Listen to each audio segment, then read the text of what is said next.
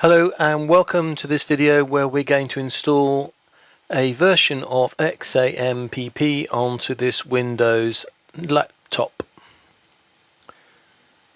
So to find the software, just search for XAMPP and you'll end up at the Apache Friends website. So we want the Windows version, and you note that this is currently shipping with version 7.25 of PHP. So we click on that, save the file, and I'll come back when it's downloaded. And there we are, finished, ready to install. So we'll just open the file, at which point we will get a prompt for administrative rights. So we'll just say yes to that. Unfortunately, Camtasia doesn't record that screen. And here we go with the installation. So we're being warned about access permissions. We're going to be installing this into our C:\root directory. So we won't have those issues. If you install it to your program files, you may well do have those issues. I'm going to install the whole lot for now, even though I don't need everything, but we'll install the whole lot. And as I said, we're going to install it into C:\XAMPP, so we'll have rights and abilities. And we'll allow the learn more about XAMPP to open up, but we'll pull that out of the way for the moment and get on with the installation. And again, we will come back when it is finished.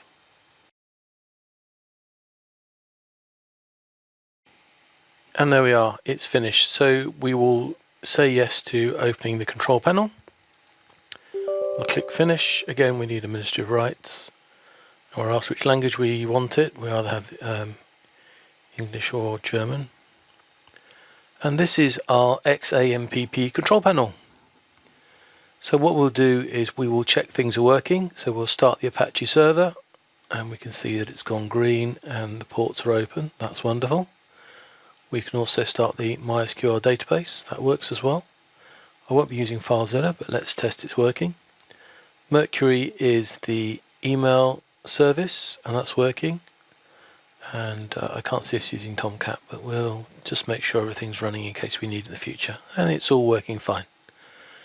So we will close down all of these except MySQL. And the reason for that is we need MySQL running for the next job. Now this was the page opened up during the installation. And if we scroll down this page, we can see that these are modules that can be added to our installation. And we actually want WordPress added so that the system will build a WordPress site for us to use, again, without us having to do any work. So we just want this additional installation. So if I click on Windows and save it, that takes literally a couple of seconds. So if I go to my directory and go to downloads, there it is, Bitnami WordPress install. So again, we're prompted for rights.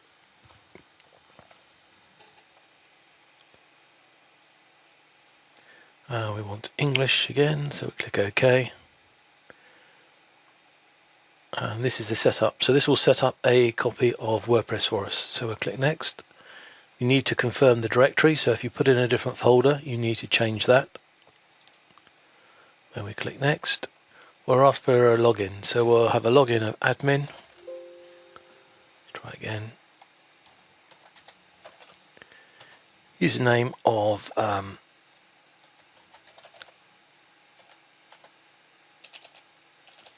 admin, boring. Email address if you're going to use it. We don't know what we're going to do about emails at the moment, so we'll just have that. And then we need a password for the admin.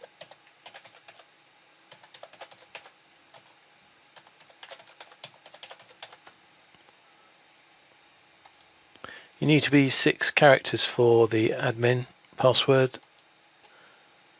Do we want to configure Gmail support? No, because we'll probably use Tomcat, so let's just go next. Don't want WordPress in the cloud, we're only using a local version. And we will come back when this is finished. And there we are, it's finished. Now,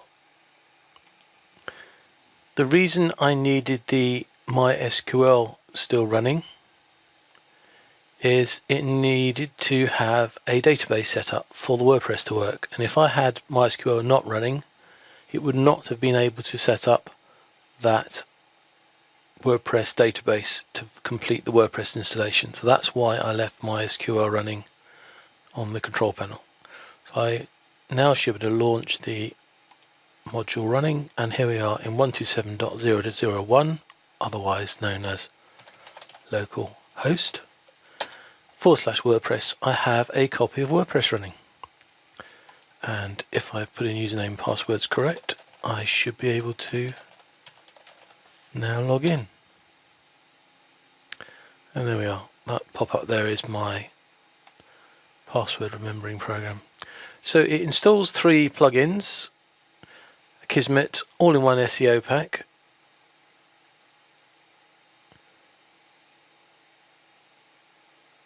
Jetpack, simple tags. In fact, it's installed quite a bit, so you may or may not want these.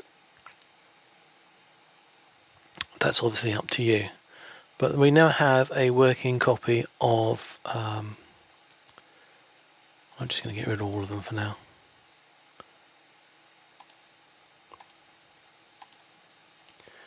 We now have a working copy of WordPress running on a local site. So whether you're going to use this for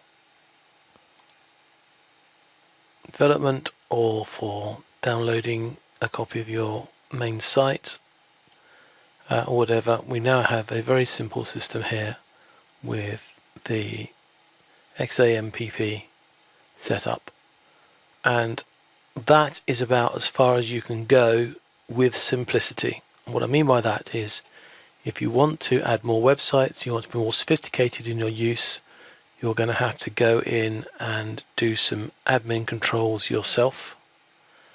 And the admin controls, as you can see, we have PHP myadmin here, so we can go in and edit the databases.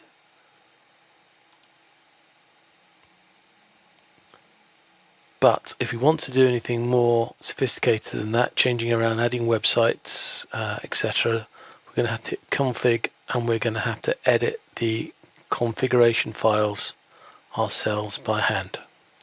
And that is why, for a one-off site, this is fine. If you're going to do something more sophisticated and you don't want to have to learn everything, then the 2 other options we're going to show in this course might be more suitable for you. And so we're now going to go around and install those 2 to show you the features of them, and then we will come back to XAMPP and some advanced features at the end of the course. So on to the next video. Thank you very much for watching this one.